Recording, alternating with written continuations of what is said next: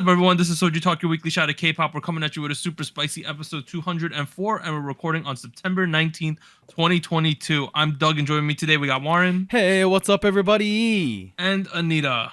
Hello. All right, quick reminder, check out SojuTalk on your favorite podcast platform, sub to us on YouTube, and join the SojuTalk Discord and be a part of the nation. Hey, we're approaching 2K subs. Number one, I've noticed that we're close. That's pretty fun. Bro, we've been stuck between 1,000 and 2,000 for like 3 years, but you know we're gonna do it. We're gonna do it. We're a podcast first. We're not a YouTuber. That's true. Our YouTube numbers are not representative of the total reach of our podcast. But I want to give a mini disclaimer this week. We're covering Blackpink, NCT 127, and NMIXX. If y'all been on the online K-pop space, looking at YouTube comments, looking at Reddit in other K-pop communities, just you probably know it's gonna be a spicy week this week. Like there are some opinions swings and there are some misses this week. We gonna talk about them. That is what we are here to do. Just know that you are entitled to your opinion. If you disagree with us, we're entitled to our opinion. So if you disagree, you could completely let us know. Just be nice about it, because at the end of the day, we're still entitled to our opinion. We're open to conversation. We're not open to blank hate comments, please. All right. Let's just get into these releases. First one, Blackpink's Shutdown. It came out on Friday, September 16th. They are from YG. Debuted 2016. Their last songs was the pre-release Pink Venom, and then we had Lovesick Girls and Ice Cream. 50 music show wins so far. So Shutdown also hit number 1 on Spotify's global top songs chart. Last week, Pink Venom was the first Korean language song to achieve this, so now they've done it with 2 songs back to back. Wow. According to Hanto chart, Born Pink sold an impressive 1,011,266 copies on the release day of September 16 alone, making it the first female artist to sell over 1 million copies on the first day of its release. So these are Hanto chart, you got to remember, are in the hands of consumers. So 1 million albums were physically sold to fans on that day. Wow. Only BTS and 17 have also achieved this feat. Wow. So first girl group to do that. Yes. Wow. 1 million copies in hand. That's crazy. That's an insane amount. Straight up a milli. All right. What is the sample, Warren, in this song? That's like the main thing. Oh, the classical music that is sampled throughout the song, like a sample loop, is Violin Concerto number 2 in B minor, opus number 7, movement 3, also known as Rondo, in B minor, by our boy Niccolo Paganini. So Rajan Rondo. Okay, got it. Some folks might be more familiar with its pseudonym, also known as La Campanella, which was a rearrangement from Franz Liszt. Or you might be more familiar with the violin arrangement from, what's his name? Chrysler. Whichever version you're more familiar with, this is the one that they're using. LG also used it for their electronic advertisements for a while. So, if you're Korean, that's what you might be familiar with. It's the LG 생활전자 theme song from 2010. Anyways, Paganini with La Campanella. How did you feel of the application of this song throughout? Not good. Okay, you just gonna get straight into it. Okay. Why beat around the bush? Why? Why is it quote unquote not good? Here's what I think. I'm typically, this is where I would say, if you're gonna sample a song, it's gotta have meaning, it's gotta have reason. Yeah. That's what I would typically say.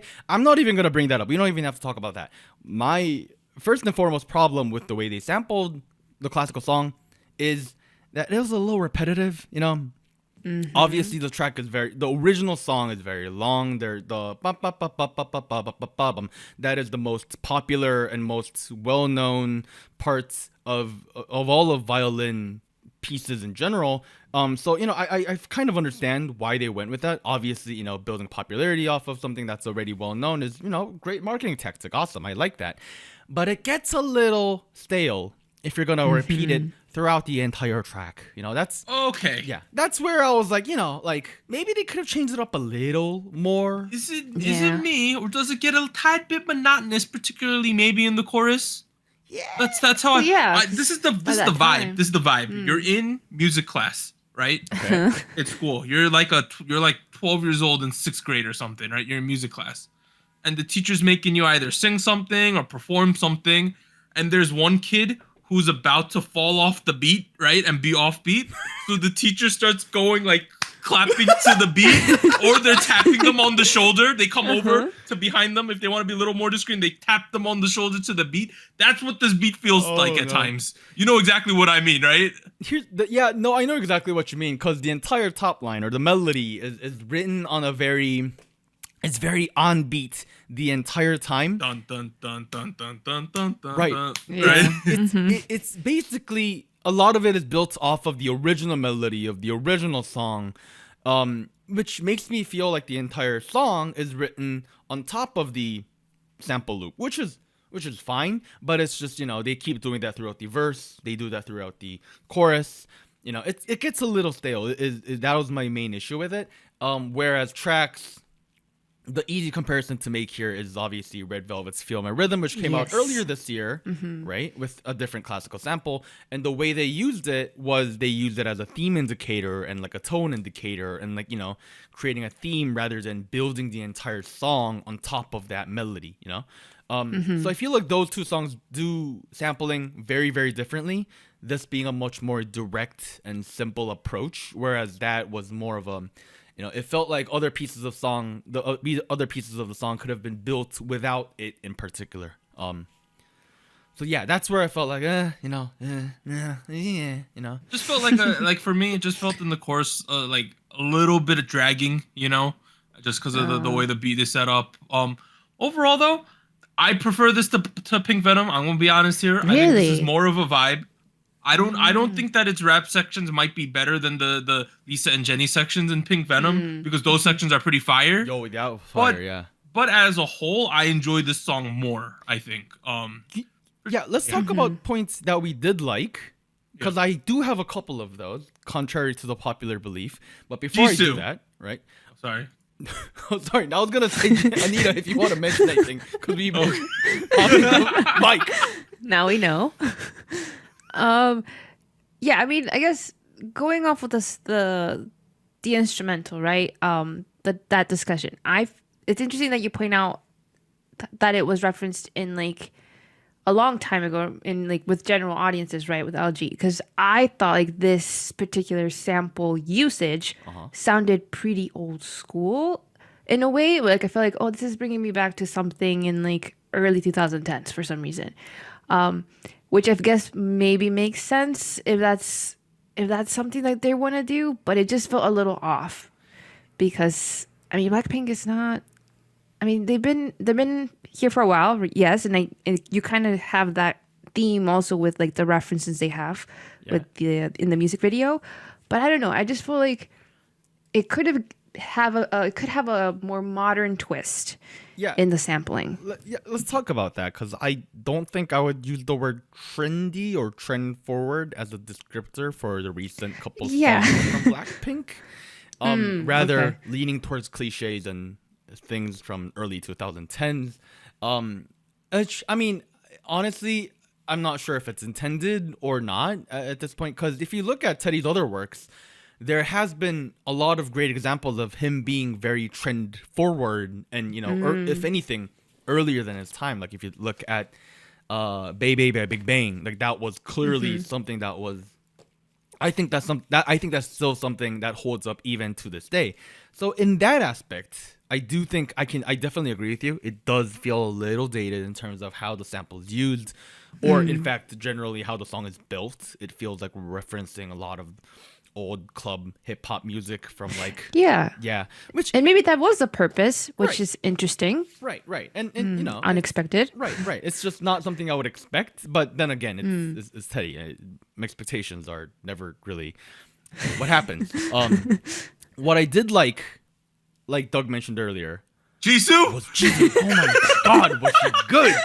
Jisoo was good. Jisoo was okay. I said last week or whenever we talked about Pink Venom that Rose and Jisoo got the short end of the stick. I think Jisoo got her share this week, right? For sure. Yeah. I think so. Everyone does the chorus at some point, right? Throughout the song. Jisoo's version was the best. That's what I think. Every time there's a build up, it's always Jisoo first, then Rose. I think Jisoo did it better than Rose. I'm just sorry. Just it fits her voice so well. And this is When have I ever said that about Blackpink and Teddy? Never. It feels like that part was written for Jisoo, and that's just great. That's just great. Hey yo, Theodore, where's the Jisoo solo thing? Theodore, True. Where is it at, brother?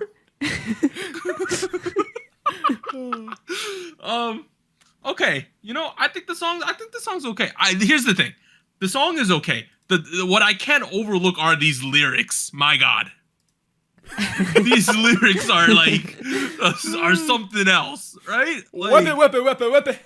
They just okay. So the beat is kind of repetitive, and you're like, repeat. I gotta repeat the words. No, you gotta hold yourself back from repeating the words, lyricists. Like, I don't know why they did the cop out of just repeating phrases. Certain point, whip it, and then there's a couple of times where I think almost all of the first verses have like repeat words in it. In the verses themselves. Drip. Things like that. Vroom, right? So they just really couldn't help themselves. At other times, like, okay, let's be honest here. It starts out with the subs are. It's not a comeback since we never left. That's like the biggest gaslight of 2022, y'all. Like, let's be straight up here. We gotta be honest with ourselves here. I felt like I was getting gaslit a little. I was like, okay, guys, that just started me off on the wrong foot, I woke up early in the morning because I fell asleep before the song came out. Even though I was trying to stay up, I fell asleep. Okay. I woke up at 6 in the morning. I listened to the song, and it said, come back to the night. I'm like, really? Like, and then I was like, all right, guys. And then there's another part in the Lisa section. Okay, this is the lyric. Blackpink in your area. The area's been shut down. It's a shutdown. Okay? Like, what is that lyric? I don't understand. I think she just shut down Blackpink is what she's saying. I don't know, but I just feel like lyrics like that, I know it's not in their native tongue for some of these girls, right? But whoever wrote these lyrics, like, you gotta do better than that, I feel. And mind you, like, the genre I listen to most is still trap music. My favorite rapper these days is Labana Beat. He talks about the drip on his ice, on his neck, on his wrist. He talks about that. The thing is, like, there's a good way of doing it, and there's like a not good way of doing it. I would say these are like on, mostly on the lazier side of doing it. There's nothing really interesting about the lyrics. There's not like a fun pattern here. I think the problem is the theming that they've been telling us we're the best, we're cool, don't mess with us for like years now, right? Mm-hmm. And like, we understand that Blackpink are cool. We understand don't mess with them, right? As fans, as listeners, we get what they're trying to say. Can we get past that? Like, I don't know. That's just where I am with the theming, at least. Yeah, no, I completely agree with you, because like the whole song is built on the theme of shut something down, shut down the whatever shutters, shut down the haters or whoever they're talking about. And to me, that feels even particularly a little more lazy, because that's like a popular phrase in Korea to say "샷다 내려," to like those. Is it? So "샷다" is a Korean slang that's based off of Konglish for like those doors that have like metal, like the metal grate doors. Grate doors. Oh yeah, they use them in the music video. Yep. Yeah, right. The metal grate doors. Is that what I say? Grate doors, metal doors. What is it again? The metal doors that come back. Shutters. Okay. Oh, that's actually what it's called. I thought it was Konglish. Sorry. Okay. Shutters is referred to as 샷다, and like 샷다 내려 is like a Korean slang term for like something like, like the greatest thing just happened. 샷다 내리고, let's 샷다 내려, go drink. Like, that's like a thing Korean people say, and it feels like they built the entire song off of that phrase. And I just feel like there's only so much depth that can be built with that just phrase in particular. So to me, it was like, I understand what they're going for. It was a little more uninteresting in that aspect. I don't know, I just want the best for Blackpink. Can I just say that choreo-wise, I didn't think it was like the best thing that I've seen from Blackpink. But I did find it very catchy, particularly. Oh no, I like it. I like it. Yeah, the poppin' vibe, essentially. Yeah, it was pretty. I like that. It fit the the sound, right? So like it wasn't doing too much. It was just cruising with the beat. And I particularly thought like it was smart to incorporate it in the repetitions that they do have, right? So like in the chorus, the whip it part, I thought like that was like the highlight for me. I was like, oh, this is so replicable. It's like it's gonna be like the key point for this part. I was like, props to that, because I feel like that's one thing that I feel like Blackpink does really, really well in the choreo. Like it's the dances. Like they can pull that off in the performance. So shout out to that. Okay, well that's good. God damn, my plan ain't going to work. Okay, so I'm trying to pull up to that Blackpink concert at Newark on the 14th and the 15th, which are a Monday and a Tuesday. And my plan was, I wasn't sure how much I wanted to go, right? Okay. You know, it's going to be expensive, right? Right. So my plan was, I'm going to wait till like the day of and buy it on StubHub when some resellers panicking to sell them, right? Okay. Because I only need one ticket. I'll just go by myself, right? So I was going to just pull up, buy the cheapest ticket and get in, right? Okay. It's over $300 for the cheapest one. Oh, wow. Scalpers. That's what they're called. I can't right now. That's way too expensive. If it goes under like 100, I'll pull up, but I don't know if I can. It's not gonna go under 100, Doug. You're expecting too much. There was something that said under 90. It's the parking pass. It's $90. Just the parking. I was like, oh shit, $90. I'm gonna buy it. No, it's a parking pass. I'm gonna sit in the parking lot by myself with a boombox. You can listen in your car. I'll pay someone to live stream me the concert from the inside. That being said, I'll keep going. No. One thing before we pivot out, did you guys ever run into that TikTok of this black dude who said this song sounds like a sea shanty? I have not. No, but it kind of does. Whip it, whip it, whip it, whip Oh. it, whip it, whip it, whip it. I could see with the now that you mention it. No, no. You know, like, okay, here's here's my overarching thing. I think that this song is fine, right? I think the problem is it's not exceptional though. That's my thing. Yeah. Like, I get Blackpink are at the height of their powers right now, right? In my eyes, they are at the moment. The numbers too, yeah. The numbers are proving that, obviously. So regardless of how I feel about the song, commercially it's doing fine. So my opinion don't mean too much. But as a fan of Blackpink, as someone who's followed their career for the long haul, I wish the music was more grabby. Meaning, like, I wish it pulled me in more. I wish it was a song that I wanted to wake up and listen to 5 times, you know? Oh. Okay. I just wish their song was good. Songs were good. Because here's the thing. Like, I know that like on the show, ever since we've done the podcast, Warren hates Teddy. Warren likes to poop all over Blackpink and the greatest girl group of all time. Didn't put them on the Mount Rushmore K-pop. I get that, but at the same time, I liked most of their stuff leading up to their first mini album with Square Up. The first couple of singles were great. They were great. As If It's Your Last was day. great. Whistle was great. Boombaya. Yeah, I was fine up until the ice cream spoiled the party. Then I'm okay with Lovesick Girls, particularly. I'm okay with it. I get down to that. Yeah, I mean, I guess if you say, am I okay with this? I'm okay with Shutdown too. I'm okay with it, but like it's Blackpink. My expectations are not I should be okay with it. It should be, man, this should be good, and it's the greatest girl group of 2022 right now. You know, like my expectations are not simply, oh, it should be okay. It should be more like, oh, it should be great. You know, I don't know why I said it in that voice, but you get the idea. You know, like yeah. Like Playing with Fire, Stay As If It's Your Last, do. That's a major run. That was a fantastic legendary, songs. yes. Right. Legendary run. Even Kill This Love, I think that was when the pacing got a little strange. Like that's when the pacing of the song started to get a little different, I thought. And then how you like that? I like that one. No, that was good. That was good. I like that. That's a banger. That's a banger. Ice Cream, that was something. Lovesick Girls, I think a lot of people were a little bit let down by that one, honestly. And then Pink Venom and Shutdown, we're kind of in this weird space with these songs where they're alright, but are they classics compared to the rest of the songs? I'd probably say no, right? Yeah, I mean, you know, even us aside, like people have been waiting 2 years. Yeah, there's a certain level of expectation that comes with 2 years, and I'm not sure if this is meeting that hype level. I mean, clearly there's a lot of sales. Don't get me wrong, but like in the long term. Yo, I hope those tickets get cheaper. I kind of want to go see them.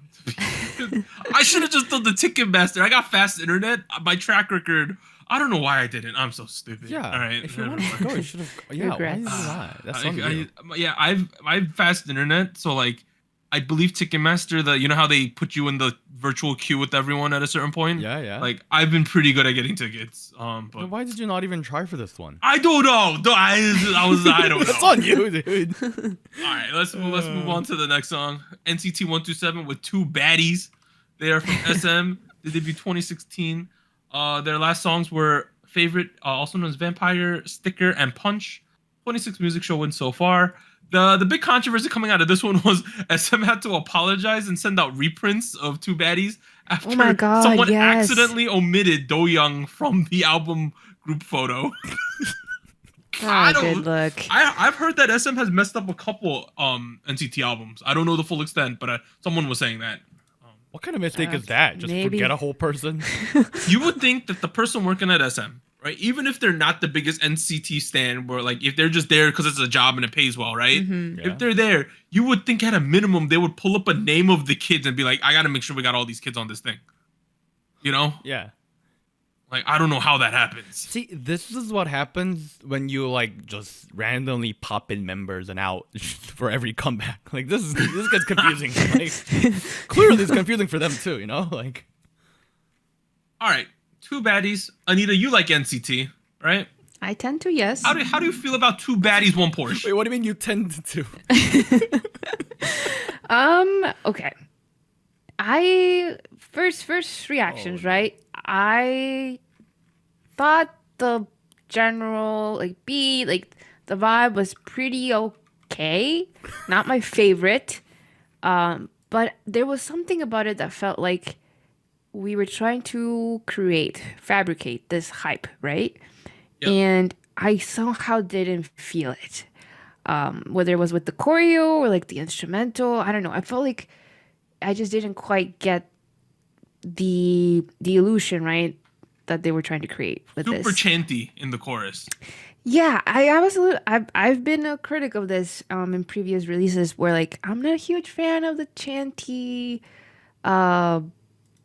voice, vocals and parts that substitute like what could be like a melody or like just vocal lines. You don't like hot boys yelling at you? You don't like that?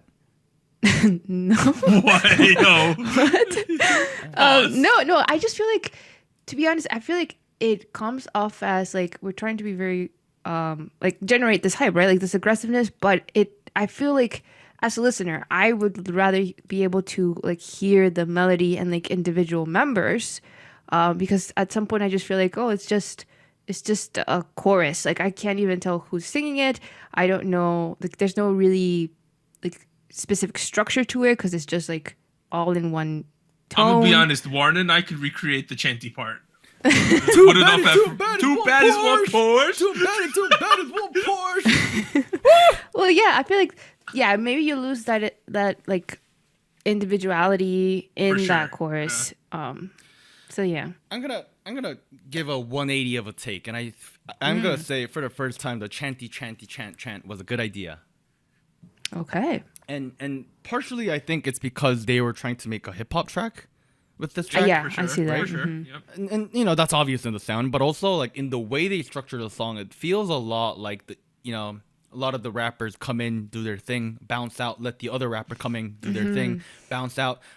It's like a cipher track, you know. And then when they gotta do the chorus, it's like everybody gets in a circle and they're like, "Oh, two baddies. He has one Porsche, I have one Porsche.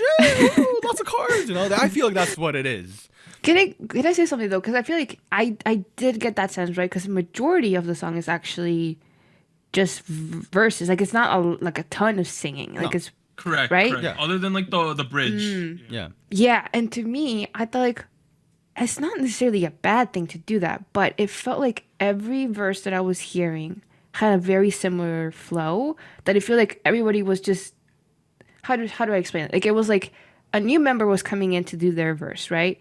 But the flow was almost essentially the same in structure as the previous person. So it just felt like, I don't know, something about it felt like I didn't feel like we were moving along. Like it felt like a little bit repetitive in that structure.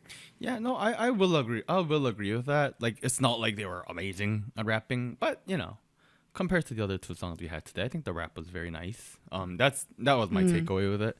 For the most part, I was generally impressed with the way these folks rapped. Mark, at this point I don't have to talk about Mark. He's fine. He's great. Another level. Bro, Mark is so good. The thing is, I was also very, very, very impressed with Cheon and Johnny this time around. Because I feel like they created the perfect contrast for Mark, who has much more of a, not much more, but he has a bit more of a higher tone, raspier voice. Yeah. Where they're a little more relaxed and a little more like, they're the bass to the tenor, This was yeah. This was also the most animated I've ever seen Taeyong in a song. Like, oh really? He was acting out this song. I liked it. Yeah, I wish he would, stop rapping, but that's okay. It's Oh. Well, not you're not a fan? Nah, not good. Yeah. Okay. Yeah. He was, I don't know, it just felt like, it was a little disturbing almost. Wait, what? In delivery or? The way he rapped, he rapped like he was like, that was the flow he had, like, I was like, are you like Patrick the Star over here? Like, what is going on? Like, I don't know. I'm sure other people will like it. That is obviously why he's still getting parts as a rapper. It's just not for me. I'm sorry. I much more prefer the rap style of being a little more laid back, or if you're gonna be aggressive, be aggressive. I don't know. I don't pick one. You can't do both. Especially on a beat like this. I feel like Jaehyun and Jadi's performance was absolutely perfect for a beat like this, which tends to be a little more minimal, very bassy. This kind of it felt like NCT was taking on the more popular trend that's in like hip hop music right now. If you look at Pharrell with Tyler the Creator, the recent track called Cash in Cash Out, or if you look at Korean music, there's Jessie with the Jessie track on Street Woman Fighter. What was it called? Cold-Blooded? Cold-Blooded, right. This feels like an NCT take on that kind of genre. And then, for the most part, right. For the most part, I feel like it works out. It has a much more stereo and a much more electronic of a bass, but, it works out. I think it was pretty cool. Johnny's like an eye patch short of a cosplay of one of like my favorite fictional characters. If you look up Goro Majima, he's from the Yakuza series. That's what Johnny looked like this music video. Straight up. You look it up, right? Who is this guy? He's eye patch. He's eye patch, and he always wears like a suit or like with no shirt. That's what Johnny be looking like with the same haircut. This music video, dude. Wait, this is literally from the Yakuza game series. Yeah, that's like one of my favorite characters. The one video game that had the Dame Dame song on it. Yes. Okay. But Johnny's real close to a cosplay of Goro Majima right now. How did we feel about the breakdown where they went to the neon party? How do we feel about this? That was pretty cool. I kind of liked it. It gave me flashbacks. So I'm gonna tell a little story. Okay. At one point, I taught English in Thailand for a bit in the summer. Yes. Yeah. For some kind of like, I was doing some good things. I was teaching English there. It was for volunteer work. It was fun. One weekend, our group of people, we went to Koh Samui, which is an island. It's where the Jigu arcade people went. Yeah, I've been there, right? They have a thing there called the jungle party, right? Oh. It's literally a party in the jungle. And there was so much black light and neon paint. That's what it reminded me of, dude. My shirt got absolutely ruined there because that neon paint don't come out of shirts. Number two, I woke up, all the homies, we were all sleeping in one bed. We were like 4 deep in this queen bed when we woke up. Dude, it was an experience. Wow. A lot of fun. That's what that reminded me of. Overall for me, I'm not the biggest NCT fan, right? Mm-hmm. I think while this song is kind of like chanty at times, I think it's a fun vibe, right? It's fun. We could get into it. I don't know if you're like been waiting for an NCT classic though, if this is the classic similar with the Blackpink situation, but I do think this is fun. Yeah. There was definitely a lot to enjoy about it. I don't know if it'll, fill the NCT hunger for the NCT folks. But, I mean, then again, NCT fans aren't hungry right now because they get fed. They've been eating well. Yeah. I think my favorite subunit is Dream, though. I think it has to be. Yeah. Overall, though, this chorus, I like the choreo. They incorporate two pretty well. Do you like this more than Sticker with the flute? Yeah. Yeah, I do too. I do not. What?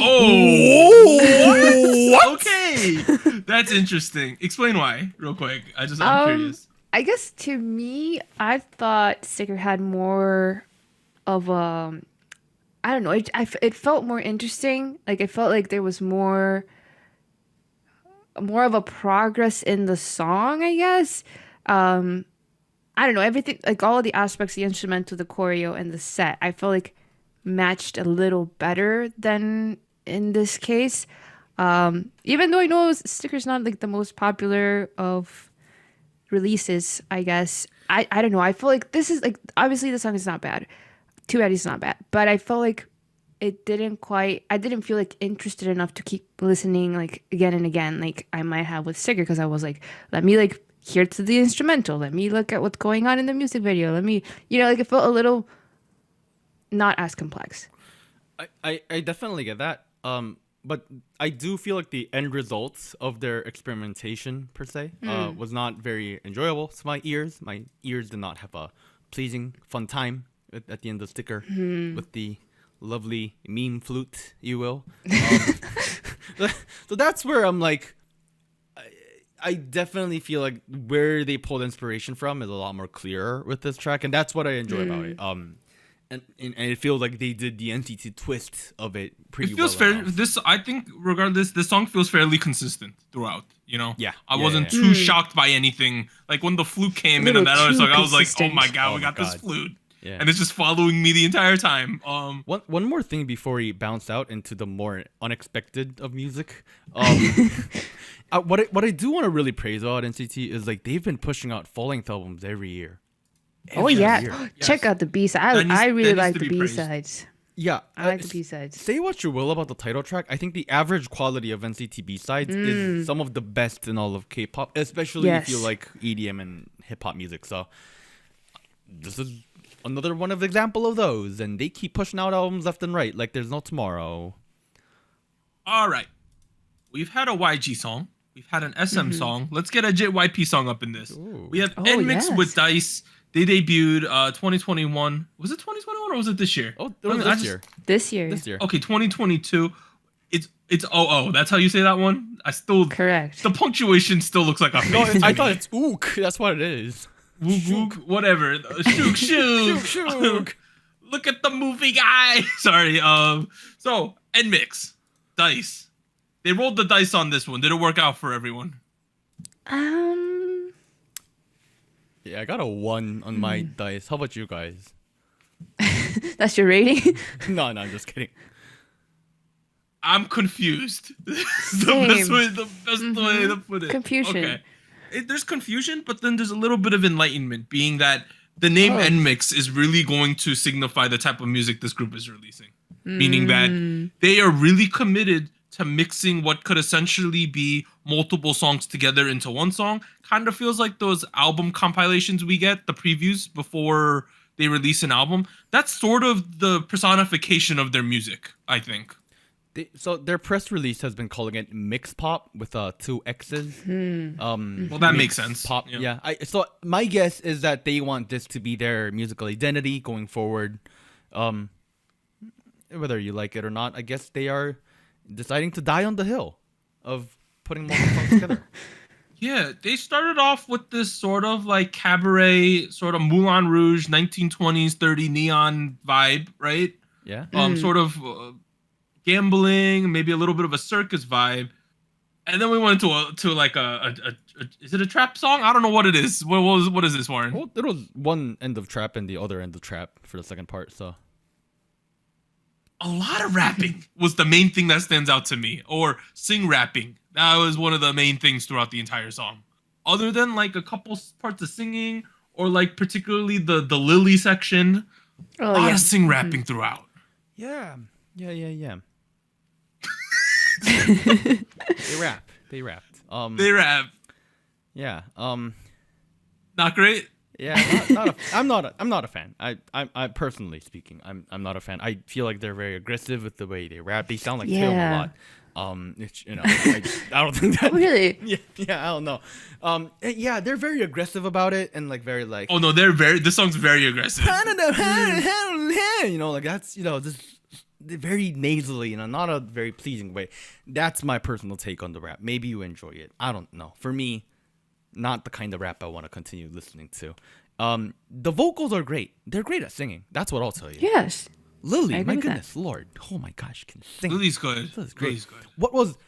What was incredibly heartbreaking was the first chorus when like Lily starts like going into the high notes, but she's not the center, and one of the rappers is. And I was like, what is going? Like I saw her next to the center girl singing while dancing. And I was like, what's going on? I think it's Ginny is main center.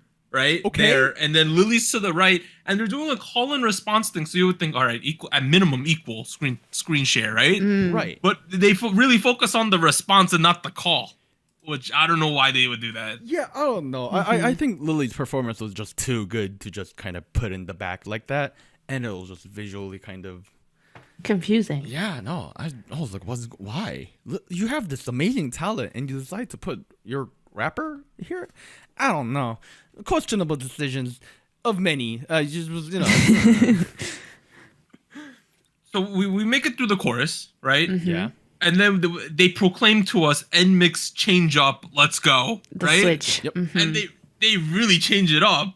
We get the big wave section. I don't know what's going on. That's what I felt. That's when, like, if this is a roller coaster ride, that's when I fell off. Like, Oh, no. I fell off the track. I'm squirming on the ground. Jesus help me. That's when it happened.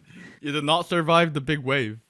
I don't think I survived the big wave, dude. I did not. Oh, no.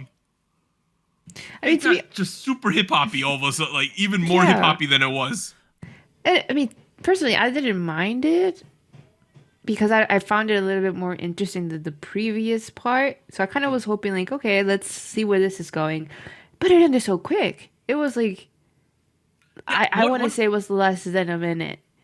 So when the second train came and I grabbed it, and I was starting to pull myself back in, right? Yes, I'm like, right. I ain't dead yet. You're getting used to it. And then all of a sudden, we got the best part, which was the Lily vocal part. But it was a third song into the song, right? I don't know. We made it back to the first song, but like with a different structure, and I mean, that's where I feel like a lot of people lost it. Is like theme wise, instrumentation wise, they're going back to the section of the first song, or sorry, the first half of the song, but like lyrically or structurally wise, it's just a very different part of the song, and it's we got a lot of brass, and it's interesting. difficult to grasp to you. Yeah. I don't know. I still feel like one of the biggest criticisms I made about OO is still here, and it's the lack of a proper transition. Oh, yeah. Lily can sing. I kid you not, she's really good at singing, but you can't use her as a end-all solution for everything, transition included. Like her going up into several octaves, what it sounded like. It was great to hear, but like it still does not change the fact that I was like, oh, like there was another transition that is not a transition. Oh, like that. And the whole second part where Doug was lost in the wave and off the roller coaster, that I didn't think that part was particularly interesting, nor did I think it served a huge purpose in the track to begin with. That's true, yeah. Yeah, like my takeaway with this track is that they decided for one reason or the other that they're going to do this thing called mix pop. Cool. I feel like they don't have the best grasp of how to do it. OO, at the very least, was provocative enough and very controversial Bro, enough. we talked about that song for weeks. Right. It was something. And with Dice, it feels like they tried to do that again, but it's what I said before the show was that it's not good enough to be good, but it's not bad enough to be provocative. And that's where I'm kind of losing it a little bit, because it feels like a downgrade version of OO in every aspect of it, whether it be music quality or whether it be marketing. Because we're not gonna say the same stuff we said about Oh again here. Like we already did that. Go listen to episode 178, and a lot of the things we said still apply. It's more mild too. Yeah. It's just rough to go from chorus into big wave, into Lily singing, into pre-chorus, into dance break, right? Oh, yeah, and then into second chorus. Yeah, that's a lot to do right there, right? Yeah. That's a whole bunch of stuff going on back to back. Yeah, song structures are there for a reason, you know. It's just dance-wise, though, I would say that it's not like I feel like performance-wise, right? Like I'm looking at the choreo, I'm looking at the members, right?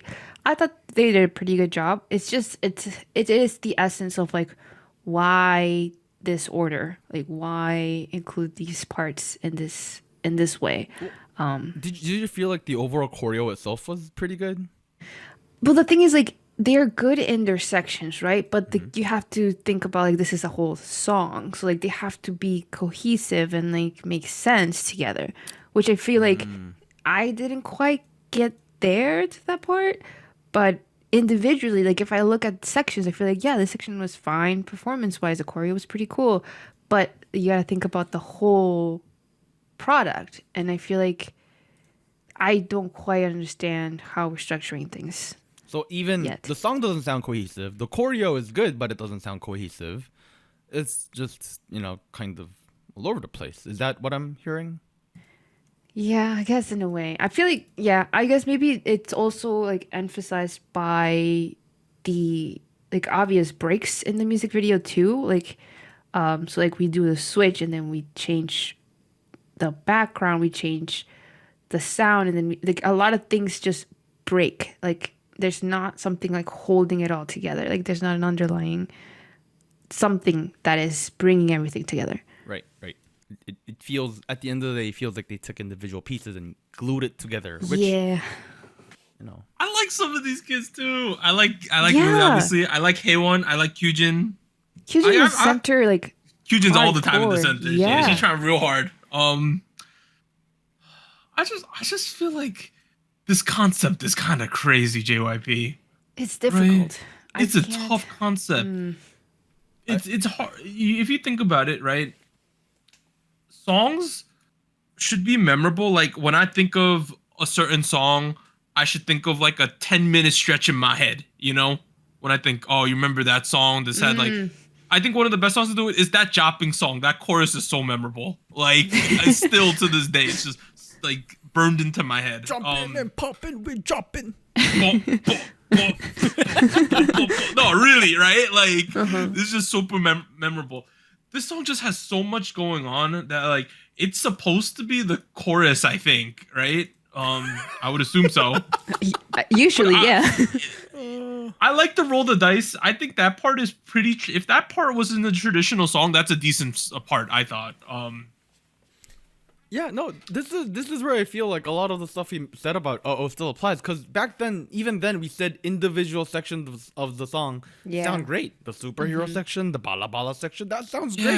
Yeah. They just gave us a whole mini album in one song, though. Yeah. You shouldn't. A medley. It feels like they're super committed to this, though. I would hope they come back closer to the more norm. Like you could experiment, do crazy stuff.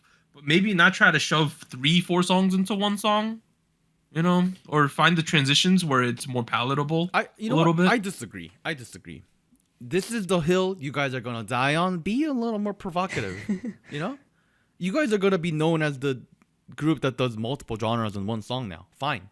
If you're gonna do it, make it really interesting and out of there. Like, cause like what was a bit of a letdown for me with this track was like both sections of the song is different variations of trap, which is cool, and but no, you're right. It didn't change the fact that it's a bad transition, and now it's just less interesting because it's like because at least the bala bala part was interesting, right? And then the leg cannon, like they had a bunch of crazy stuff going on. Shug for what it was, I still say it all the time. Yeah. Popcorn and Zero Coke. Where's the Zero Coke on this one? I remember so much about that song. I get what you're saying. Where I don't feel like in about a month I'm gonna be really maybe the wave part because I really like that part. But other than that, I don't think I'll be saying too much of this song. Like, I ain't gonna be screaming, let's roll the dice, randomly. I think that's a bit of a shame, considering the landscape for younger girl groups that we're in at the moment. Just a bit of a shame here. Yeah. Yeah. So remember how last episode we ended it saying, girl group, girls on top, Renaissance, golden era. Mm-hmm. Let's put a big asterisk on that right now. Just the 2 songs today with girl groups. I don't know. I feel like even the people at JYP gotta be looking at IVE, gotta be looking at Stacey. Well, maybe not as much Stacey because they're not as commercially successful, although the music's good. I'm gonna say IVE, New Jeans, aespa, right? They're looking at them and being like, why not us, right? But then they release this type of song, and it's like, well, that's why, guys. No, really. Like, to be fair, like, can you see this Dice song just dominating the chart or something? It's gonna be a struggle.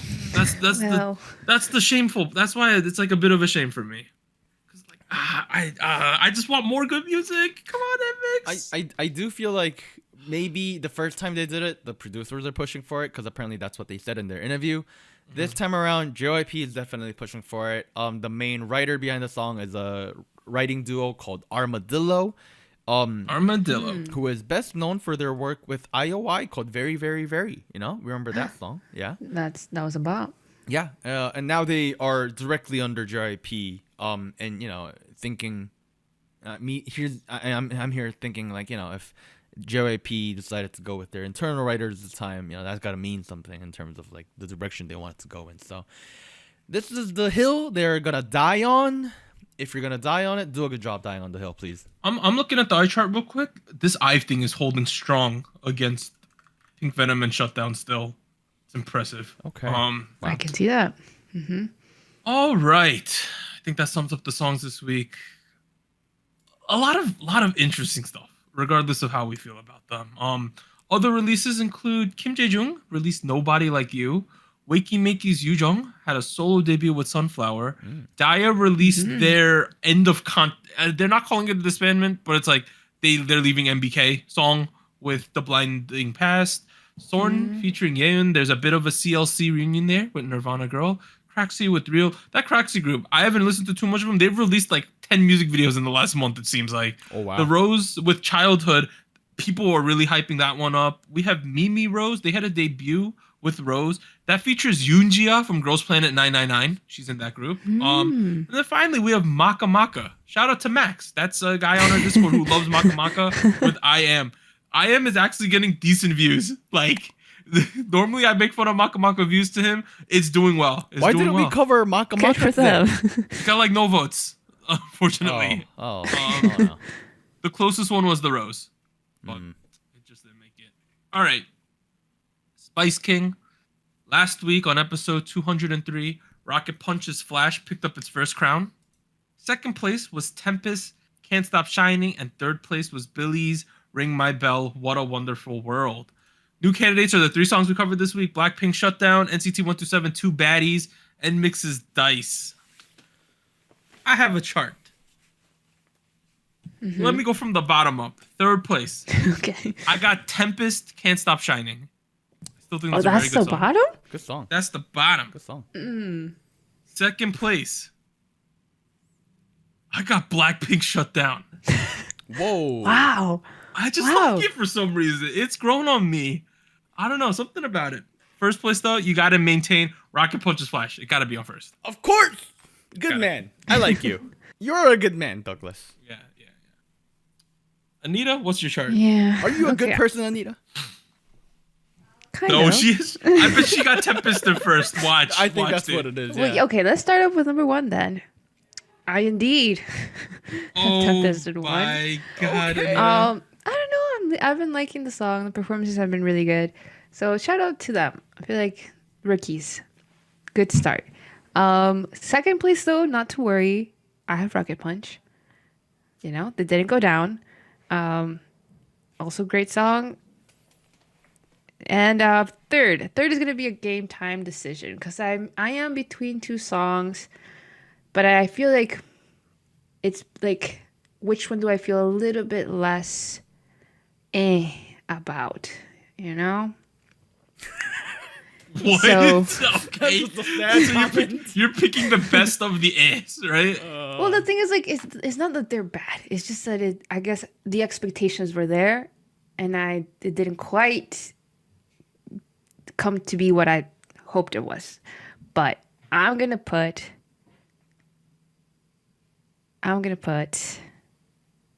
Blackpink Let's go. Okay. in third. yeah. I don't know. I do feel like I enjoyed the chorus a little bit more, even though it is quite repetitive. I feel like the choreo kind of saved it a little bit for me. Yeah, I almost did NCT, but I don't know. There was something that I kind of wish was there, not quite. Blackpink has something that I wished was there, but it wasn't quite it either. So they are not on my I chart understand. today. Yeah. Yeah. I do think I like this considerably more than Pink Venom, Lovesick Girls. What else? I think I like Ice Cream better. What else is there? How you like that? Yeah, no, I like Shutdown way better. I do appreciate that they're trying things outside their comfort zone. But at the end of the day, you're a musician. Doing something creative is the bare minimum. They're not on my chart today, sadly. Tempest cannot stop shining.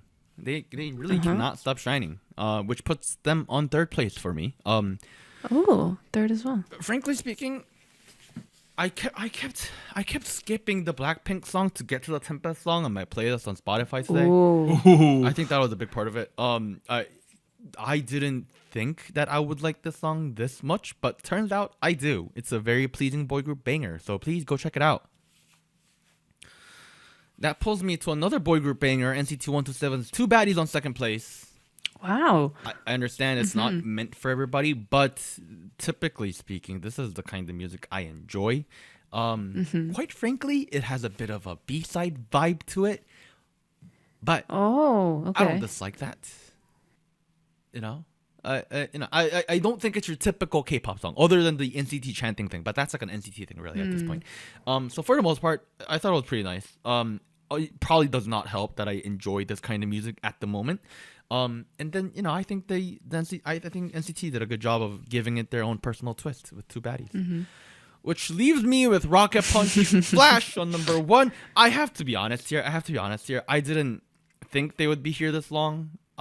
It's largely due to the fact that I have not been a huge fan of the music in the last couple of weeks. But that's okay. The Flash was good, so I'm leaving it on first place. Almost a month in at this point. Oh my god. Hey, just know, Warren, Yeah? that Anita gate kept them from getting double crowns and entering the Hall of I'm Spice. sorry. I'm Because sorry. Gochu Gang put them in first place this week. Gochu Gang, second place. Billy, Ring My Bell. What a wonderful world. Yes. And in third place, they have Blackpink, Shutdown. I almost forgot the name of the song. Shutdown. Yeah. But Anita gate kept you, dude. I wasn't on purpose. It wasn't. If they lose, because next week, because there's not too much K-pop, we're probably covering Crush featuring J-Hope. That's probably going to be a good song. Good luck. Good luck. It might happen, Yeah. It's okay. So I the chart like your this honesty. week, with 18 points, picking up their second crown, Rocket Punch's Flash. Second place with 7 is Tempest Can't Stop Shining, and in third place is Blackpink's Shut Down. All right.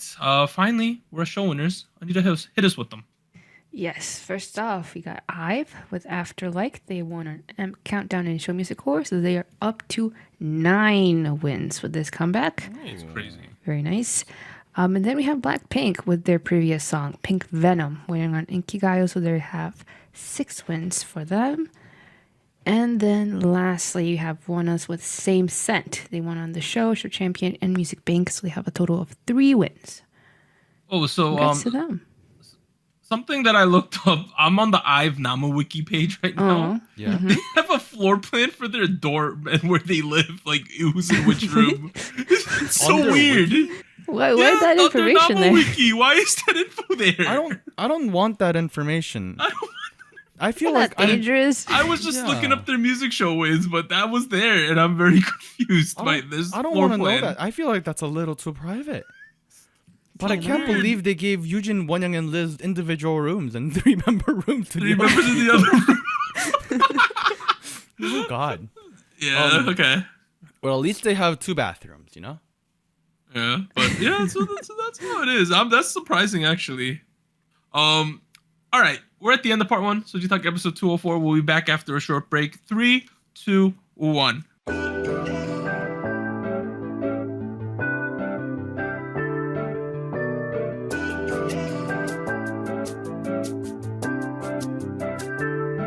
Hello, SojuTalk Nation. This is Anita here with a quick PSA.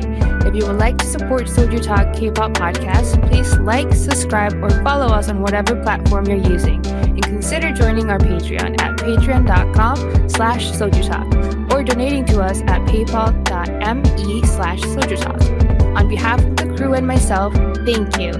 Now back to our regularly scheduled episode.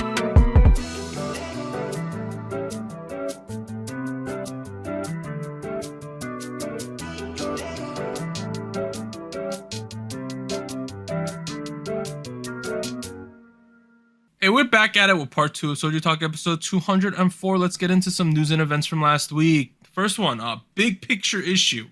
SM Entertainment issues additional statement on Isuman's producer contract termination. So previously on September 15th, it was reported that SM Entertainment was considering the termination of Isuman's producer contract after more than 25 years after he founded the company in 1995. Wow. So this is his contract to be the main creative director, essentially, main producer of SM. So here are some quotes from their statement. The first one is, quote, "For the past several years now, Isuman has wished to terminate his producer contract and step down from his position as head producer. However, out of controls over the necessity of thorough and systematic preparations for the promotion of the company's existing rookie teams and the new teams currently awaiting their debut, SM Entertainment has continuously requested that Isuman remain in his role until such groups rise to stable positions in the industry." Interesting.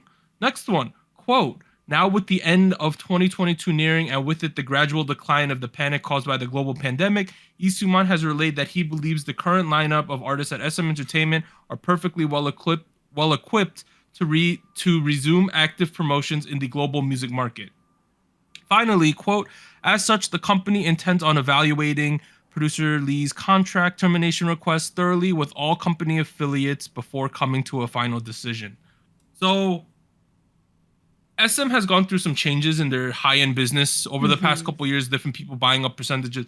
It was reported that Isuman was sharing his majority stake for $1 gajillion. All right. It seems that he's like, I'm old, right? I feel like I've done enough. We're in a good spot. I think SM will be in good hands going forward. And he wanted to take a lower position or step down from his main role for a while. But SM was like, you know, you're kind of the vision of stability in our company, right? You're kind of the icon of stability. We want you to stay on because we're not sure how good the young groups, if they're truly established yet. We got this pandemic going on. We need you to stay on to maintain house. And he's like, yo, pandemic's over now. I stayed around during the pandemic. Pandemic's over. We're doing a good job right now. I think it's ready for me to dip, right? And then they're like, yeah, we'll look over that. That's what this seems like. I think there's another layer of this that's not in your news right now, and I'm reading right now on Naver. Is it about how some of the higher up people don't want him there? Yep, that's the other part of it. Yep. Because it sounds like Isuman is obviously the largest stakeholder and stockholder in all of SM, but there are obviously other stockholders involved. It seems like a large part of those folks want Mr. SM out because he takes a lot of the profit that the company makes. In fact, according to 조선일보, he is receiving nearly 30% of all profits, or has in the first half of 2022. Goddamn! My God. Yeah. My God. And the number of wands is written here. It's just too big. I don't know how to translate off the top of my head. It's a big number. Big Too wands. many numbers. Big wands. Big wands. Lots of wands over here. So in that aspect, it seems like there's a business money reason to do it as well.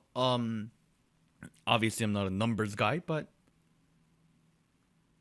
it just like feels like it's the time.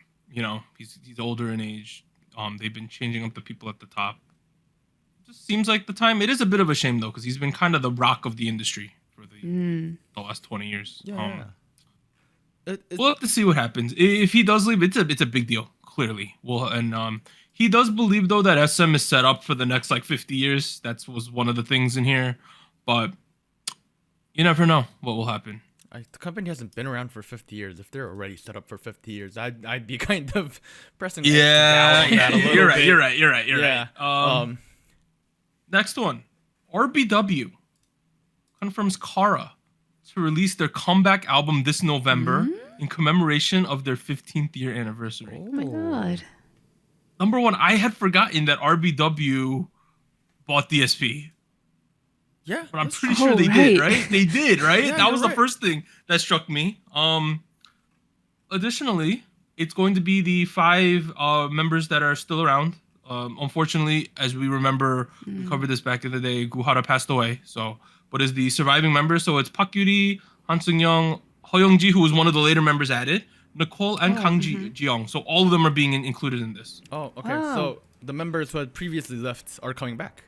They coming back. Nice. People are wondering if their original production team will also be coming back. I forgot I know be some of it cool. eventually formed Mono Tree, right? But people were wondering if they would be also around. We'll have to see on that. But overall, 2022, the year of reunions that you didn't know were gonna happen. Yeah. Yeah. We had the Big Bang thing. We had Girls' Generation was the Crazy. biggest. Yeah. Sistar made that appearance on Yu-Hyul on the last True. episode, Yeah. but that completely got overshadowed because of the whole thing with the Yu-Hyul show in itself.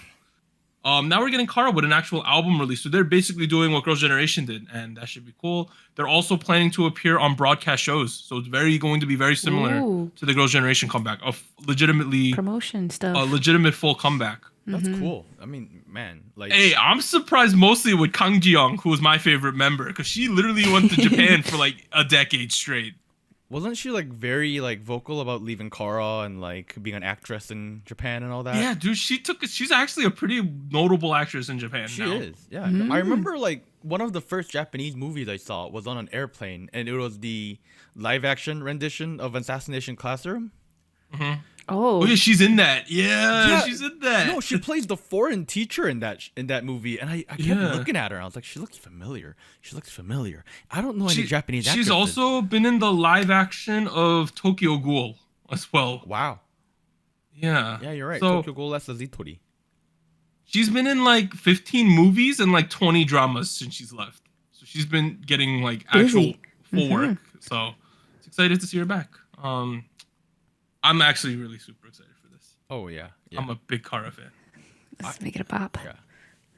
If you're a K-pop youngin and you're not really into the older stuff, please check out Kara. It's a legendary. Great stuff. What's an example that they might hook onto? It's like, let's say Red Velvet doing a comeback in 2028. Maybe? I would say even later, like 2030. 2030? Okay. Yeah, that's essentially what it's been. After they've all done acting and stuff for like 5 years. Right. You know? Right. Okay. That'd be cool.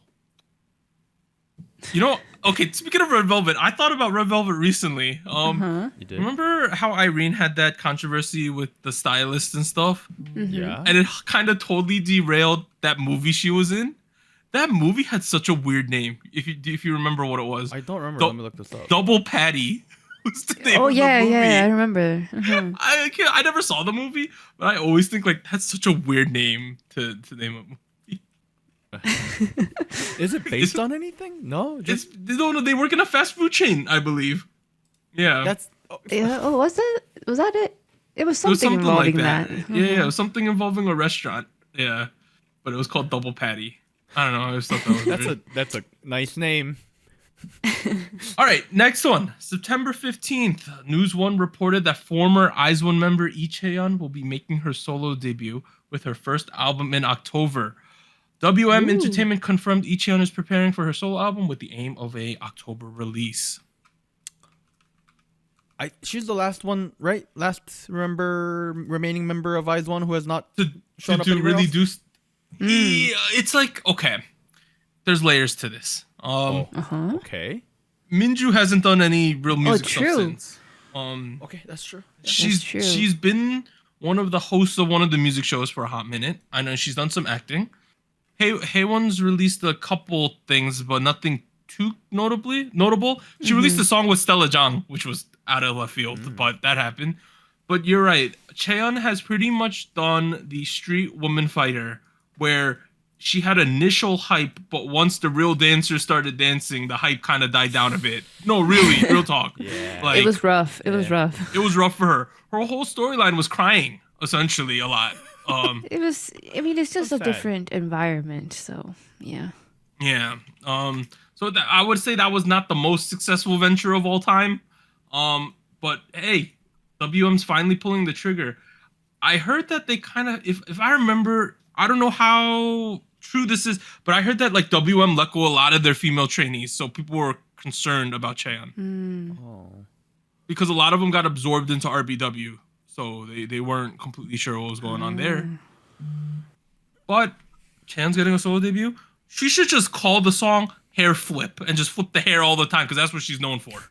You know, I am super excited about this. I want to see what she got.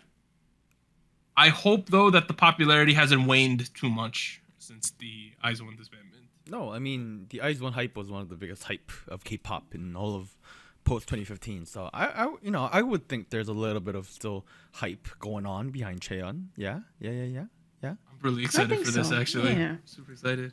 I'm excited. She's a great performer. Also, I don't think Minju's gonna be singing anytime soon. And it's just, I looked her up. She's in Studio Soup now, or sorry, Management Soup now, which is the same company that plays that manages Gongyu. She's doing actress. She's doing actress. Right. She wants to be an right actress. now. she doesn't want to sing anymore. Let her do her thing. That's fair. I have other news for another Chaeyeon. So Daya's Jung Chaeyeon, who was in, oh my god, I'm forgetting the what was the group? IOI? IOI. Oh my god, I can't believe I forgot. Oh, it's been a hot minute. I was looking at Sejong's Instagram earlier today for some. I was like, why aren't you doing more music? I know the acting career is going well, but why not? But Chaeyeon signs with BH Entertainment after leaving MBK. BH Entertainment is one of the big acting companies in Korea. Oh, another one. Acting. So that's pretty good. The agency stated in a press release, quote, "We are delighted to be working together with Chaeyeon. We will be unsparing in actively supporting her so she can meet her fans in better health as both a singer and an actress." So the better health portion of this is because earlier in the week she went under surgery after sustaining I think it was either a collarbone or a clavicle injury on the set of Golden Spoon. Oh, no. Yeah. But this is kind of exciting. I wonder what's gonna happen with Daya as a whole. Man, that was one of the groups we really liked back in the Produce 101 season 1 days, dude. Like you did. Yeah. Okay, I did. I really liked Daya.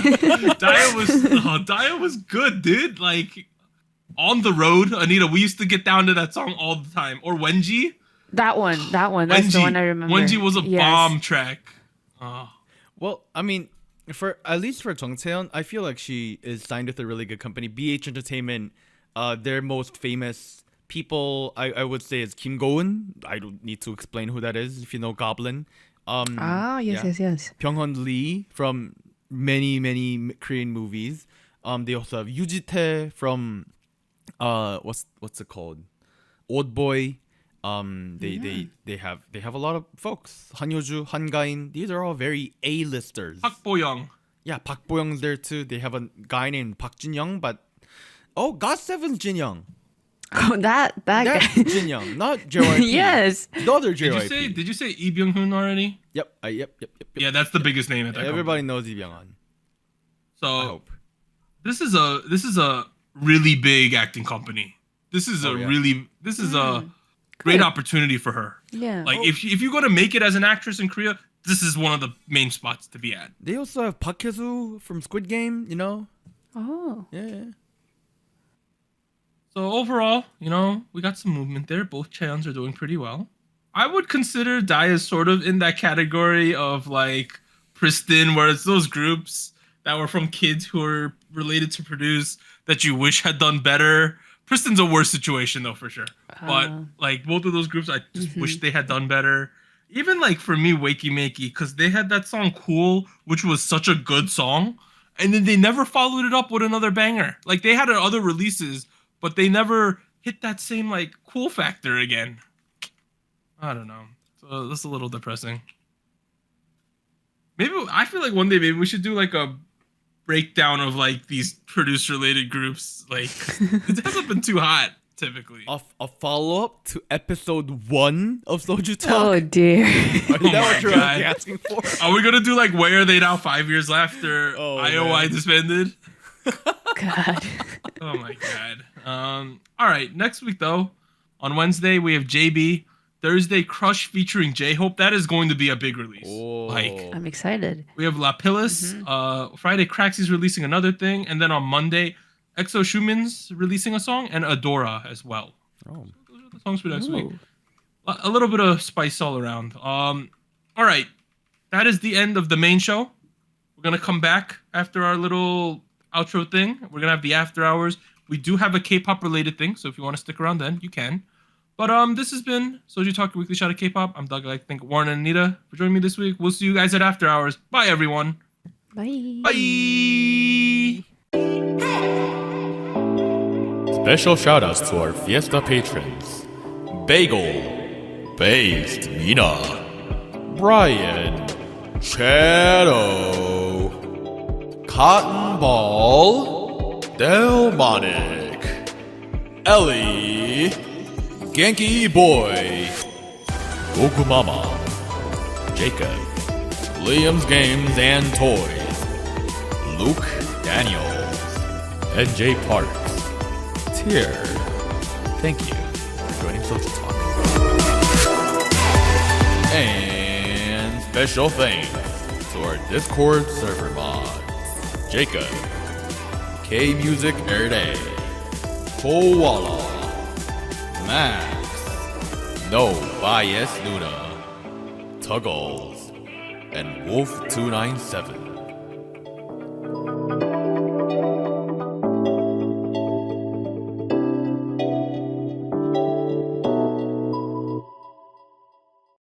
All right, we're at After Hours, aka State of the Nation. You know, we're here. We have something we wanted to react to. So on our Discord, one of the channels is called, let me get the exact name here.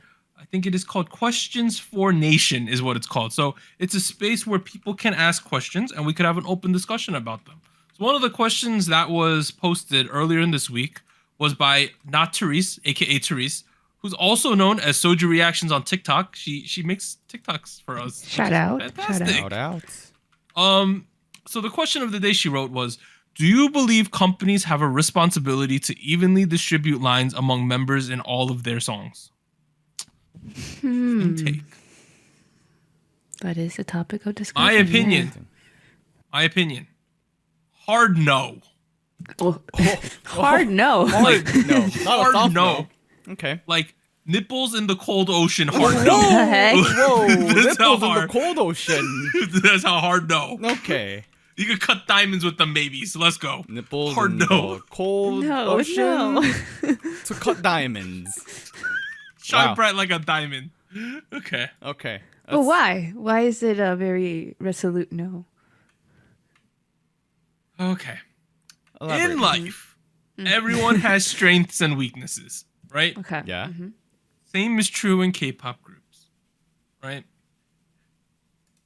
I think that if I'm running a company, right, should a kid get 0 lines? No. Kids got to get lines, or else there's no point in them being there, right? But if you're in my group, I am going to skew it so that my better singers and better kids at the certain parts get more distribution. Okay. It just makes sense. It's like if we have a football team, if we have a sports team, you put the ball in your best player's hands. That's true. Typically. That's true. Why it would be a detriment to our team if we're just, evenly distributing. If we're telling our superstar, no, don't take too much of the ball. We got to share. We got to be friendly. I mean, if you're putting it into a soccer analogy, which by the way, shout outs to Arsenal. Arsenal. If you give it a soccer analogy, that one's a little different because each player has a dedicated role. Somebody's a defender, somebody's a forward, somebody's center, goalkeeper is, they're gonna use their hands, that kind of deal. And I feel like in music, especially in K-pop, that is still the case where like a rapper should rap, a vocalist positions, right. Everyone has a different dedicated position, and it is up to the producer to figure out how to utilize them, because not every vocalist is the same, right? If you think about Twice, for instance, Sungyeon has infamously less lines than Nayeon, but I do feel like that is largely the case because Nayeon's voice tone matches a lot of the songs that they produce and make the color of Twice. If you think their about sound, yeah, right.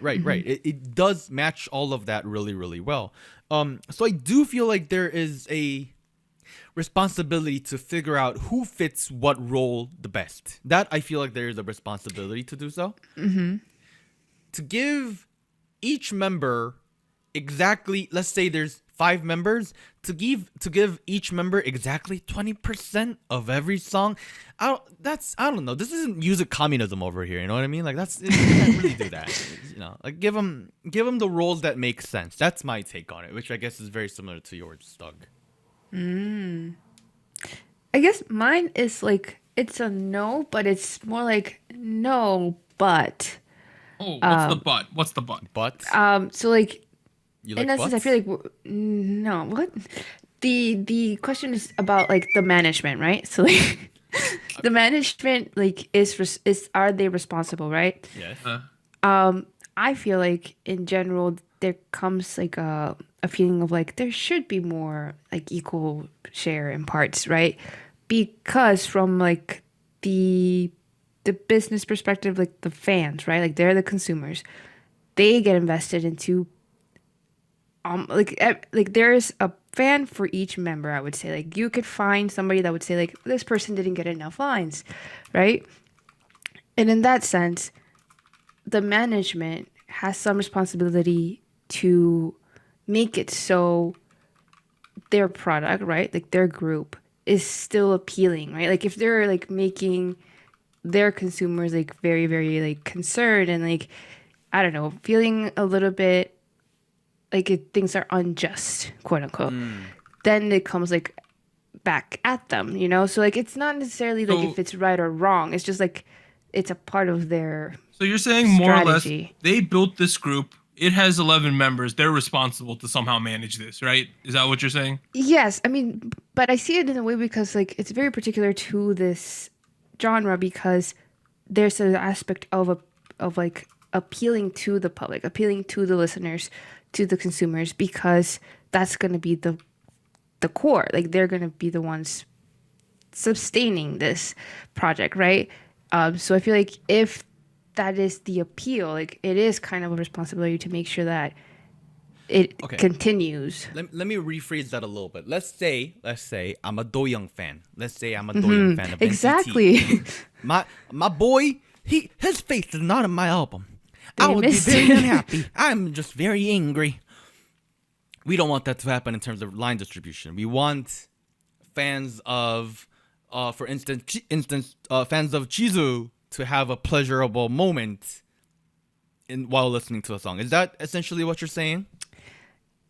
Yes. I mean, I guess I wouldn't say that it has to be in the line or like screen time department, to be honest. I feel like sometimes there are other ways where you feel like, well, no, this member has their thing. Like you can feel like they're getting something within the group, like like they're not just completely like in the background, right? Which I think that's fair too, because like I agree with that analogy where like people have their strengths. So like I wouldn't say like you have to force a member to do a specific role because or else somebody else is going to complain. I feel like there usually tends to be a way to play to those strengths, right? But I feel like it is a little bit of like a push from the companies have because of the consumers. I think I know what you mean. And there I do agree with the second part you said, especially as well, where like line and screen time isn't the only way to draw out a person's character, right? Like Yes. like Dewey, for instance, in the recent couple comebacks, she's been getting less and less and less screen time as well as line distribution. But we all know what role she has, and she fills it really, really well when you watch the performances, music videos, whatnot. She got a good face. Yes.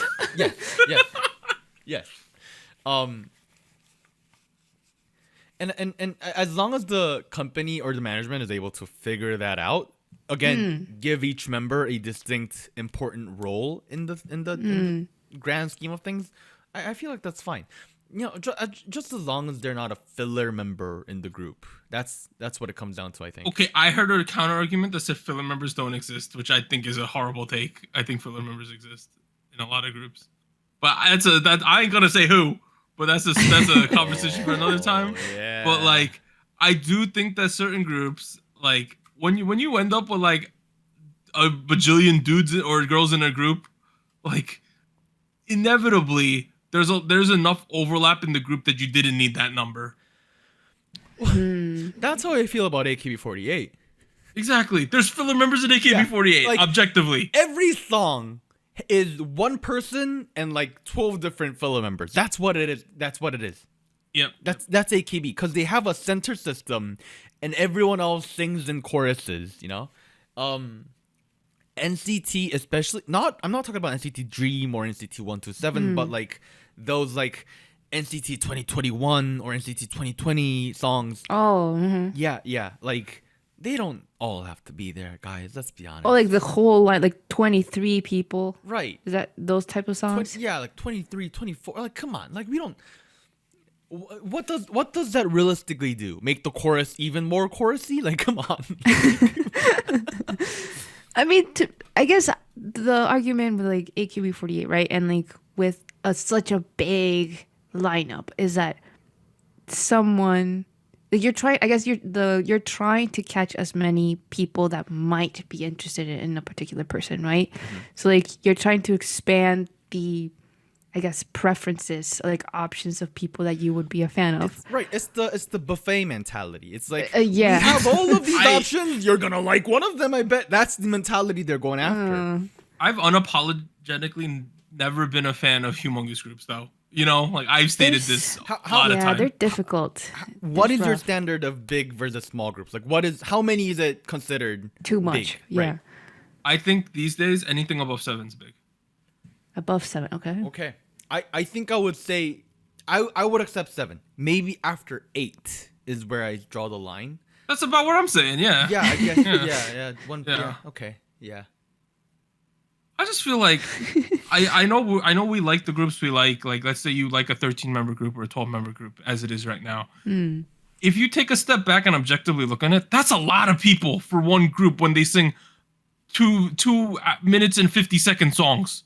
You know, that's a lot of people. It's a whole classroom. It's like half of a class, like literally. It's a whole discussion section in college. You know, that's a lot of people. In that case, it's like the company's got to do what they can. Like they're looking for. All right, you could say yes right here. You got the one word. That's you, boy. Like on this song, on that track. It also comes to K-pop where a lot of these K-pop groups, if we think about it, there are idols in many groups who you're like, this person's not that great of a dancer, or this person's not the best singer in the world, but they find ways to cover them up. And I'm under the pretense that it's easier to hide a bad. It's easier to hide a bad singer than it is a bad dancer. That's my take on yes. K-pop. Yeah. But at the end of the day, it's like, let's say I got 12 guys in my group, right? We got a 3-minute song. It is completely unreasonable for me to evenly distribute these lines. I think. That's about unreasonable. 15 seconds per person? Yeah. When I have a main vocalist, right? I got a main rapper guy. Like, I shouldn't be taking away their time for someone who's not as good as them at their particular specialty.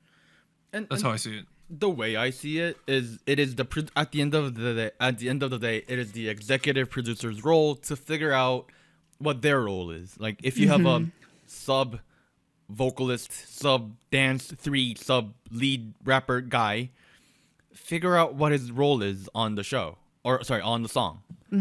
Whether it be choreo or whether it be doing something funny on the screen, like you figure something out. Music video wise, yeah. Right. Because I want to pivot this a little bit, because I know we're thinking about it from the listener perspective and the company perspective, but from the member perspective, like they Oh gotta my feel God, important, yeah. you know, like, yeah, you know what I mean, like right now I work in a team, as many other people in tech do, and I think it's a big part of being in a team is making sure everyone feels important and feel like they're contributing to the overall cause. That keeps the team morale up. If that doesn't happen in a group like K-pop groups, you know, if someone starts thinking, oh, like I'm getting butchered over here, I have a lot of talent, you know, like that's not going to be great for the team morale, you know, like if you think of the bubble that K-pop idols are in, there's a high level of self-insecurity, right? Self-judgment, yeah, lack of like positive reinforcement in K-pop a lot of times. You know what I mean? If you look at interviews from idols when they're actually being candid and they're not just like towing the line, a lot of the times they talk about how they just want to be praised for doing well, you know? They want, and the only way to get that is to like look at album sales or looking for winning things, you know? Because that's what the game essentially, it's a business at the end of the day. A lot of it comes down to the fact that these idols are like, their social system is so different than the average person, right? Because they're in this group, and their whole self-worth is based on how the public perceives me, you know? Right. It's a really effed up system if you think about it as a whole. Yes. But it comes down to like, it's hard to context that into this now, right? Because like, if I don't give this, let's say kid number 4 is not a great singer, right? Yeah. And we've known this since day one, but we hired him because he looks good and and he's a pretty good dancer, right? And we needed more members. But then like 5 years down the road, I'm making a song like, this is a really vocal heavy song, but he ends up with one line. It's a tough call, because at the end of the day, his self-worth might go down, right? Because we're basically admitting to him like, yeah, you're not a good singer, right? Yeah. So it's tough. It's tough. So I guess if we bring it back to the original question at hand, right? I think we fairly agree that the companies don't have a responsibility to evenly distribute lines or screen time among the members, but they do have a responsibility to make sure everyone is contributing in their own way. They have a responsibility to ethically distribute their lines. Yeah. I think that's the way I would put it. Okay, right? That's fair. Yeah. There's an ethics component to this. Because I'm sure there are cases where like the producer is like good buddies with somebody from whatever group, and they're like, hey, you know, I enjoyed drinking with you tonight. I'm gonna give you 5 more. I'm gonna give you that other part that was supposed to go to the other kid, and you get to be like, yay, you know, like That's I'm sure dirty that happens. though. But like at the end of the day, we don't know if that's happening, where that's happening. I hope that's not happening. For the most part, business wise, it shouldn't happen, because that's gonna ruin your business anyway. Don't take your job for granted, folks. God, I don't know. Man, I took this as like a funny thing, but now that I think about it, it's a really serious thing, because there's a lot of issues of self-worth that's gated behind this question. I right? thought that's why you wanted to talk about this. I was gonna lull around. I was gonna lull around and being like, nah, if you suck at singing, you shouldn't get lines. But now that I think about it, you deserve lines. Everyone deserves lines. Everyone deserves to be happy. Stop. That's the thing, Everyone though. deserves happiness. When it comes to like the makeup of a group, right? Yeah. Like the people that end up being in the group, like the members, right? They come in with the expectation of like, well, I was chosen for a reason, right? Like, why would I be like, even if that is not true, right? Like, what if there might be ulterior motives, you know, like we never know exactly like what goes on behind the scenes, but like that's their impression of like, oh, I made it, like because they wanted me in particular, right? So I feel like it does feel like if you do choose this person in this situation, you have some sort of like responsibility to like make it worthwhile, you know, like because I mean it's such Hey, the much K-pop time industry spent. just chews up kids, uses their youth, and spits them out sometimes. That's the really dark side, That was yeah. the It's the very unfortunate dark way to truth. put it. Like, let's say I'm an idol. I've been a trainee since I was 15. I got lucky. I debuted when I was 19, right? Yeah. And the group flops after 4 years. Oof. I'm like 23. I gotta go to the military. I come back. I'm like 26, and I have really low career prospects, right? Right. Yeah. That's the unfortunate side of it. So, you know, one way to make sure their after job life is good, retirement life after K-pop is good, is to give them a good solo presence while they're in a group. And you can achieve that by Yeah. giving them individual characters, That's true. roles. I really hope this is not super related to this. I really hope we're past the stage in K-pop because now there's a lot of money flowing around where mid-tier idols can actually make some money off of this. Because if we talk about some of the Gen 2 people, Yeah. even like for one person I remember, you remember Chow Lu back in the day from Fiesta, Yeah. who got yeah. relatively popular. I remember one time they showed her house and it was like this tiny apartment, and she was like, "Yeah, I've made like no money," and I'm like, "How? You're like She was in decently Variety a lot. popular. Yeah. Like people know who you are in Korea." And other times when you watch the Korean show I Live Alone, like these are celebrities, but they live in these like really what we would consider crappy apartments and stuff. Right. And like, it's not like America where if you make one big hit that goes viral, you're set up for life. You'll make like a couple $1,000,000 off of it, and you're fine. But in Korea, it's like it's way more of a struggle. Korean entertainment industry, like other entertainment industries, I do feel like is one of those industries where a lot of the folks at the top make the majority of the money, and everybody at the bottom is in the struggle city. We looked this up once. It was like the top like 5% make like 90% of the money or something. Yeah. So What are you making, Warren, on the screen? right now on screen, right now I have a bunch. I'm making fake idol positions. Right. I have one main vocal, 2 lead vocals, 1 main rapper. Let's Dancer. Right. Give main dancer. What role? Don't give this guy a role. Okay. 5 people. That's how much people you should have in one group to give each person an easy role, right? You know what? Let's do this. Let's add a 6th role. Call it Funny Man. Variety. Yeah. Hopefully your funny person is a sub rapper. Typically they are. Okay. Funny Man / Sub rapper. rapper Yep, that's perfect. from America. From America. That's always the person. That's always them. You know, objectively, that was like Jackson back in the day. Yeah. Literally. I mean, he's not from America, but that was him. That was him. From not Korea. From not Korea. From not Korea. That's how this used to be. This is the standard. The Oh, yeah. variety person was a non-Korean. How See, I'm thinking like remember how we said 7 people is a good number earlier? What does the 7th member get? They're the leader. They're the leader. Oh, leader. Okay. Oh. Leader. Okay. All right. We have leader. I just like 7 because odd number of formations. That's true. That is nice. That's true. Okay. All right. Don't make your groups larger than 7. I still think the buffet mentality of like, you're going to like someone out of a group of 12. I think that's so bad. I think that's a bad idea. I mean, to be honest, I feel like sometimes it seems like that, but in other groups I felt like, oh, I guess you have more ideas of what you can do with this, right? Like, I guess the biggest example would be like 17, where like there's a lot of people in this group, but they went to the units thing, and like they made sure to like categorize people in like smaller groups. Right. The thing with 17 is like they utilize the fact that they have a lot of people so well, Yes. but it also took so much effort. And sure, it's paying off right now, but I'm going to go ahead and say most K-pop entertainment companies Can't aren't- afford that.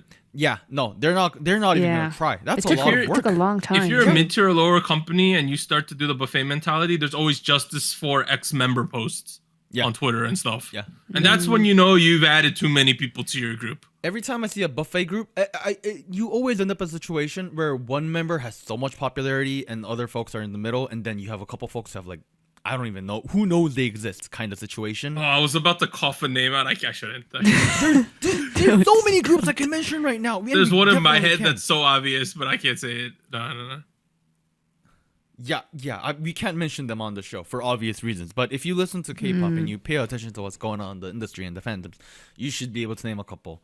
Wait, are we talking about the same group? You type it. I'll type mine too. I can't type mine. I have my screen sharing on right now. Is it the group I wrote? Oh yeah, Douglas. That is the group I think that's I think that's one of the best examples of this buffet groups. I think it's a good example because we literally mentioned them last week as well. Shut up! Stop oh my god! Warren. I can cut that part out. Anyway. Yeah, at this point, I really feel like the buffet strategy is not a good strategy. I do understand that it has worked in a lot of industries and a lot of people's cases, but the biggest success story for that strategy has always been AKB48, which, yes, they had a great peak, they had a great run, but it was not a fun time for most of the 100 members involved in that group. So that's just way too many people. Yeah. Yeah. So to get back to the original questions, do you believe companies have a responsibility to evenly distribute lines among members in all of their songs? All of their songs, number one, no. I think they ethically need to. I think what I would say is they ethically need to distribute lines on the title tracks. Besides, it's open to more interpretation. So you're okay with Rose getting a solo track all of a sudden in the Blackpink album? Yeah, I think that's pretty usual sometimes. Fine. Yeah. Ethically distribute title tracks. Yeah, that's how I would say. Okay. Anita says. What did I say? I mean, I'm pretty much on that end too, but I guess I saw it more as, in general, management has a responsibility to make sure that the members are doing something. Something substantial that would make sense as to why they're a part of this. Okay. Your thing was very long. Warren says, give them roles. Yeah, pretty much the same. That contribute. Okay. Yay, another problem in K-pop solved. Good job, guys. Pat yourselves on the back. We solved K-pop. Hey, if any K-pop company wants to hire us as just quality control, like, you play us the song before it releases, we'll just tell you if this is good or bad. Like, honestly, some companies need this general public I feel like they awareness. Do they not? Do they? I don't know. Well, I mean, look at the quality of the music that came out this week. I don't think so. You know what they need to do is what Marvel does. Is they used to do, I don't know if they still do it, but they used to do focus groups. Right. Yeah, right. focus groups. Right. They would do focus groups. They would like show them test cuts of the movie, and they'd be like, how do you guys like this? What can we improve upon? And that has resulted in Infinity War, Endgame, Captain America 2 and 3, all of these great Marvel movies. I'm thinking like, okay, if you want your music to be popular with the general public, why don't you beta test it with the general public or the fandoms? I don't know. I feel like that's a good thing to do. It's not going to be too expensive either. Like, come on. Everyone's going to want to sign up for this. Literally, they could say, we'll give you a free copy of the album after the fact if you do the focus group. I'll be like, of course, Oh, yeah, because then you get invested reviewers. Like, they want to make sure that the product is good. Yeah, and like, how are you gonna spoil what a song sounds like? You're like, oh yes, there is brass in the chorus. Come on, what song doesn't have brass in the chorus? Come on, it's not gonna be difficult to keep it on the chorus. I just feel like a lot of K-pop right now, there's just too many yes people and no one actually giving honest opinions. Yeah. I didn't say him, but okay. All right. I think this wraps up After Hours. I think so, yeah. If you have any question or hot take you want us to discuss on the podcast, let us know. We'll be more than willing to do it. I think that's it. We'll see you guys next time, everyone. Bye. Cool. Bye, everybody. Bye. Bye. Go Tottenham. Beat Arsenal. Yeah. Come on, you Gunners.